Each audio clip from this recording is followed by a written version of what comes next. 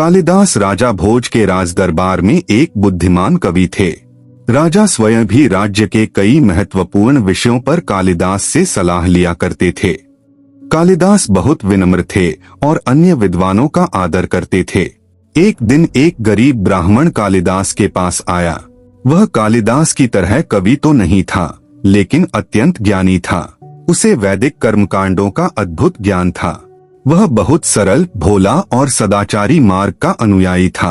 राजा भोज से कुछ आर्थिक सहायता मिलने की आशा से वह धार राज्य में आया था। कालिदास ने धैर्यपूर्वक ब्राह्मण की व्यथा सुनी। कालिदास ने ब्राह्मण से कहा, राजा के दरबार में हाथ खाली लेकर नहीं जाना चाहिए। क्या तुम राजा भोज के लिए कुछ लाए हो? ब्राह्मण बोला, कालिदास, मैं एक किसान से भिक्षा में मिली कुछ गन्ने की डंडियां अपने साथ लाया हूँ। कालिदास ने कहा, ठीक है, उन्हें कल राजा के दरबार में लेकर आना। ब्राह्मण को रात पास की धर्मशाला में बितानी पड़ी। वह वहां गया, संध्या वंदन करके भोजन किया और सो गया। उसने गन्ने की डंडियां कपड़े की पोटली में बांधकर सिरहाने रख दी। रात में वहां ठहरे कुछ शरारती युवकों ने वे गन्ने की डंडियां खा लीं और उनकी जगह आधी जली हुई लकड़ियां रख दी। सुबह ब्राह्मण उठा, स्नान किया, पोटली उठाई और राजा के महल की ओर चल पड़ा। उसे रात की घटना का बिल्कुल पता नहीं था। वह राजदरबार पहुंचा। दरबार दरबारियों से भरा हुआ था और राजा भोज सिंहासन पर विराजमान थे। ब्राह्मण धीरे धीरे आगे बढ़ा। उसने राजा के चरणों में गिरकर कहा जाता है कि राजा, भगवान और गुरु के पास खाली हाथ नहीं जाना चाहिए। आज मैंने आपके लिए एक छोटा सा उपहार लाया है, कृपया स्वीकार करें। यह कहकर उसने कपड़े की पोटली की गांठ खोली। उसके आश्चर्य का ठिकाना न रहा। गन्ने की जगह कुछ आधी जली लकड़ियां जमीन पर गिर पड़ी।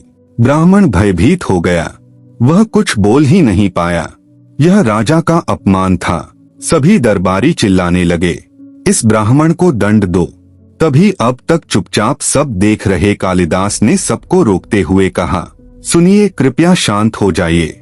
आप सबने ब्राह्मण को गलत समझा है। इसका राजा का अपमान करने का कोई इरादा नहीं है।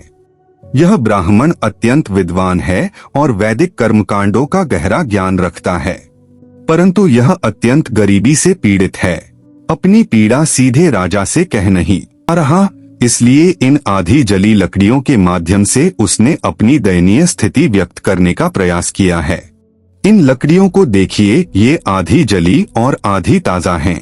इसका अर्थ है कि गरीबी के कारण न यह ठीक से जी पा रहा है, न मर पा रहा है। इसकी स्थिति अत्यंत दयनीय है। इसलिए मैं राजा से निवेदन करता हूँ कि इसे आर्थिक सहायता प्रदान करें ताकि यह सम्मान पूर्वक जीवन जी सके। कालिदास की बातें सुनकर सारा दरबार शांत हो गया। राजा भोज कालिदास की व्याख्या से संतुष्ट हुए। उन्होंने ब्राह्मण को बहुमूल्य रत्नों की मुट्ठी भेंट की। ब्राह्मण प्रसन्न होकर महल से बाहर निकला और बाद में कालिदास का हृदय से आभार व्यक्त किया। आपको यह वीडियो कैसा लगा, प्लीज कमेंट सेक्शन में जरूर बताएं। इस वीडियो को लाइक, शेयर और सब्सक्राइब करना ना भूलिएगा। जय सिया राम।